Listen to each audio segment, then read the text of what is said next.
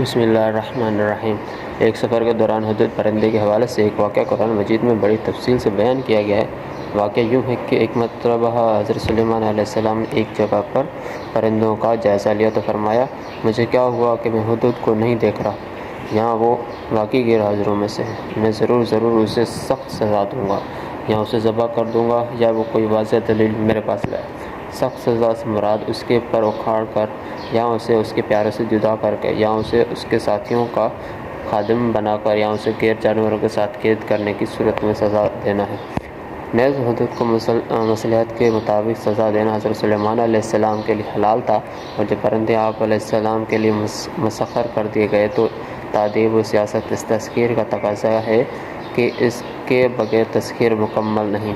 مفسرین نے حضرت سلیمان علیہ السلام کے پرندوں کا جائزہ لینے اور ہدہد کے بارے میں دریافت کرنے کا ایک سبب یہ بیان کیا ہے کہ جب حضرت سلیمان علیہ السلام کسی جگہ پر اترتے تو ہدہد حضرت سلیمان علیہ السلام کو پانی کی جگہ کے بارے میں بتا دیتا، کیونکہ اس میں یہ صلاحیت تھی کہ وہ زمین کے اندر موجود پانی بھی دیکھ لیتا اور پانی قریب یا دور ہونے کے بارے میں جان لیتا تھا۔ جہاں اسے پانی نظر آ جاتا وہ اپنی چونچ اس جگہ کو کریدنا شروع کر دیتا، پھر جنات آتے اور اس جگہ کو کھود کر تھوڑی دیر میں پانی نکال دیتے۔ حضرت سلیمان علیہ السلام جب اس جگہ اترے تو آپ علیہ السلام کو پانی کی حاجت ہوئی۔ لشکر والوں نے پانی تلاش کیا لیکن انہیں نہ ملا۔ ہدہد کو دیکھا گیا تاکہ وہ پانی کے بارے میں بتائے، لیکن وہ یہاں موجود نہ تھا، اس لیے آپ علیہ السلام نے فرمایا، میں ہدہد کو یہاں موجود نہیں پاتا۔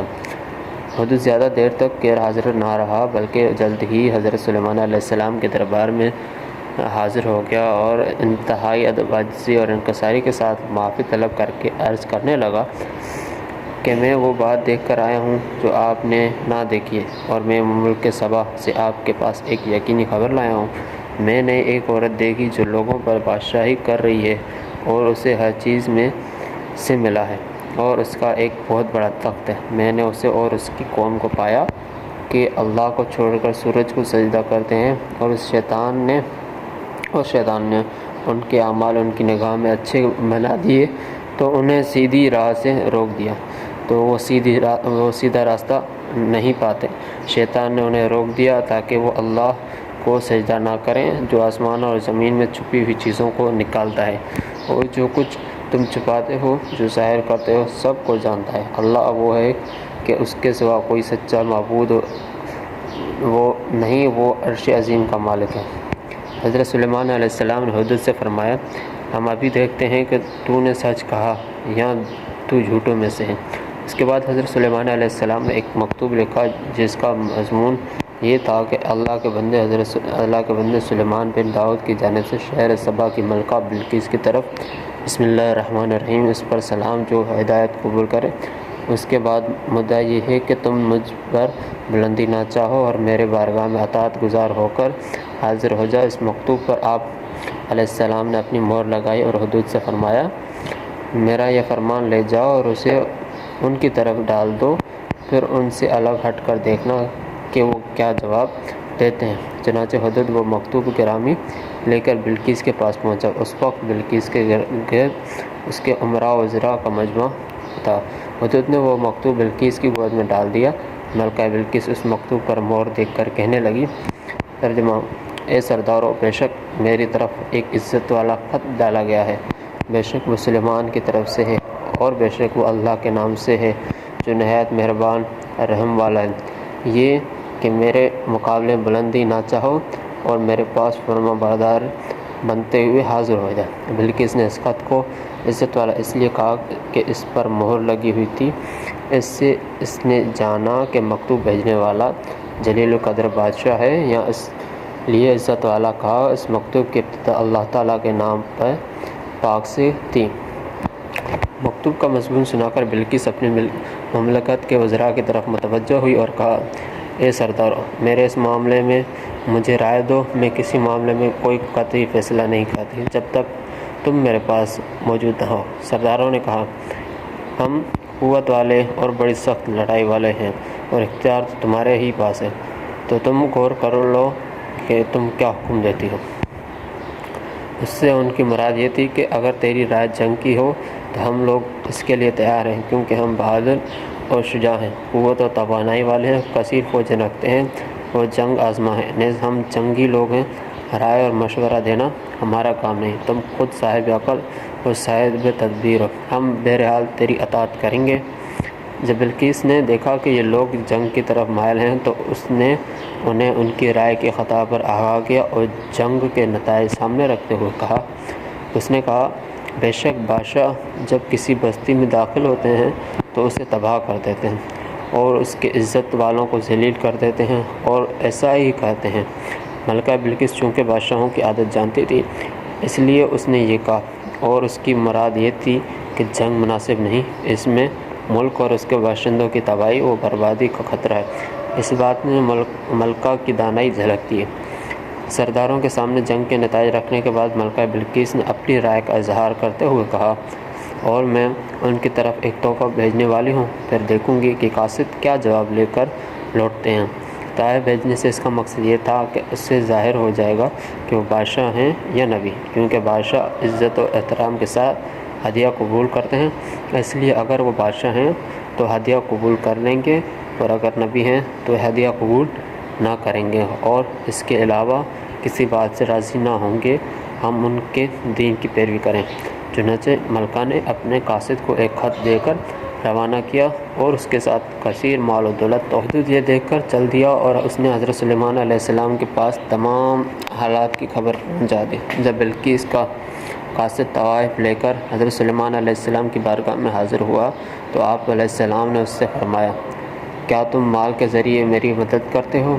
تو اللہ نے جو کچھ مجھے عطا فرمایا رکھا ہے وہ اس سے بہتر ہے جو اس نے تمہیں دیا ہے، بلکہ تم ہی اپنے تحفے پر خوش ہوتے ہو۔ یعنی تم فخر کرنے والے لوگوں مال دنیا کی وجہ سے ایک دوسرے پر بڑائی جتاتے ہو اور ایک دوسرے کے تحفے پر خوش ہوتے ہو۔ مجھے نہ دنیا سے خوشی ہوتی ہے نہ اس کی حاجت۔ اللہ تعالیٰ نے مجھے اتنا کثیر عطا فرمایا کہ اتنا اوروں کو نہ دیا، اور اس کے ساتھ ساتھ مجھے دین اور نبوت سے بھی مشرف کیا۔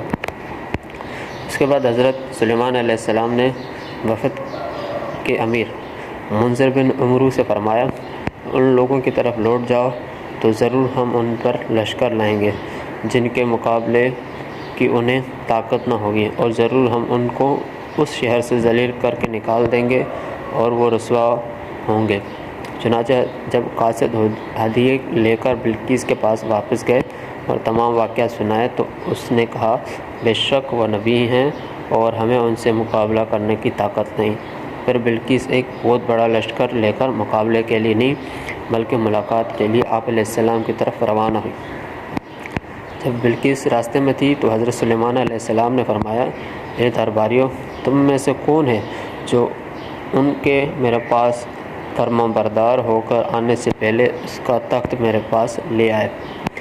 تخت منگوانے سے آپ علیہ السلام کا مقصود یہ تھا کہ اس کا تخت حاضر کر کے اسے معجزہ دکھا دیں تاکہ اس پر آپ علیہ السلام کی نبوت کی حقانیت ظاہر ہو جائے کہ معجزہ نبی کی صداقت پر دلیل ہوتا ہے۔ بعض مفسرین نے فرمایا کہ حضرت سلیمان علیہ السلام نے چاہا کہ بلقیس کے آنے سے پہلے اس کے تخت کی ہیبت و صورت تب بدل دیں اور اس سے اس کی عقل کا امتحان فرمائیں کہ وہ اپنے تخت پہچان سکتی ہے یا نہیں۔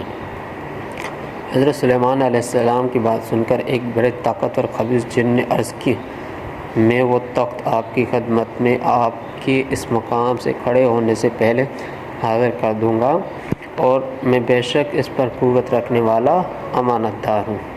حضرت سلیمان علیہ السلام نے فرمایا، میں اس سے جلدی چاہتا ہوں۔ یہ سن کر آپ علیہ السلام کے وزیر حضرت آصف بن برقیہ رضی اللہ عنہ نے عرض کی، میں اسے آپ کی بارگاہ میں آپ کے پلک جھپکنے سے پہلے لے آؤں گا۔ حضرت سلیمان علیہ السلام نے ان سے فرمایا، اگر تم نے ایسا کر لیا تو تم سب سے زیادہ جلدی اس تخت کو لانے والے ہوگے۔ چنانچہ حضرت آصف بن برقیہ رضی اللہ عنہ نے اسم اعظم کے ذریعے دعا مانگی تو اسی وقت تخت حضرت سلیمان علیہ السلام کے سامنے نمودار ہو گئے۔ جب حضرت سلیمان علیہ السلام نے اس تخت کو اپنے پاس رکھا ہوا دیکھا تو فرمایا، میرے رب کے فضل سے ہے تاکہ وہ مجھے آزمائے کہ میں شکر کرتا ہوں یا ناشکری، اور جو شکر کرے تو وہ اپنی ذات کے لیے ہی شکر کرتا ہے، اور جو ناشکری کرتا ہے تو میرا رب بے پرواہ کرم کرنے والا ہے۔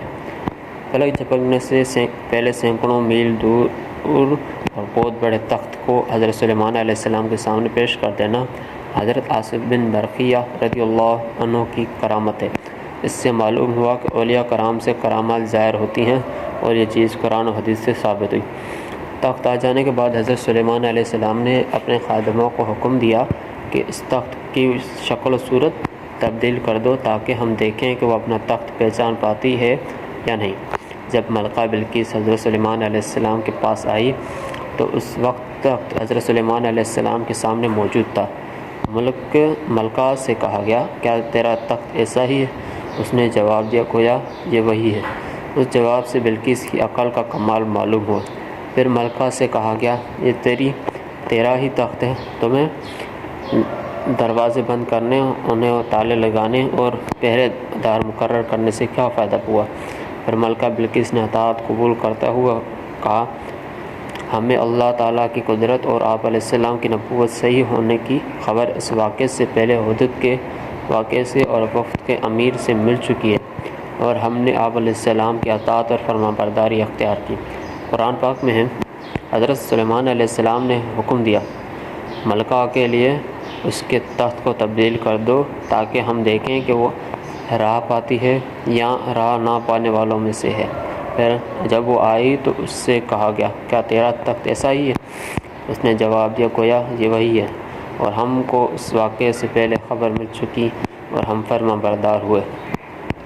بلقیس کا تعلق اس قوم سے تھا جو سورج کی پجاری تھی، اور وہ چونکہ انہی میں پلی بڑی تھی، اس لیے اسے صرف سورج کی پوجا کرنا ہی آتا تھا، اور اسے پوجا نے بلقیس کو اللہ تعالیٰ کی عبادت اور اسلام قبول کرنے کی طرف سبقت کرنے سے روک رکھا تھا۔ قرآن پاک میں ہے، اسے اس چیز نے روک رکھا تھا جس کی وہ اللہ کے سوا عبادت کرتی تھی، بے شک وہ کافر قوم میں سے تھی۔ تخت میں تبدیلی کر کے ملکہ بلقیس کی عقل کا امتحان لینے کے بعد اس سے کہا گیا، صحن میں داخل ہو جاؤ۔ وہ صحن شفاف شیشے کا بنا ہوا تھا، اور شیشے اور اس کے نیچے پانی جاری تھا جس میں مچھلیاں تیر رہی تھیں، اور اس صحن کے وسط میں حضرت سلیمان علیہ السلام کا تخت تھا جس پر آپ علیہ السلام جلوہ افروز ہو چکے تھے۔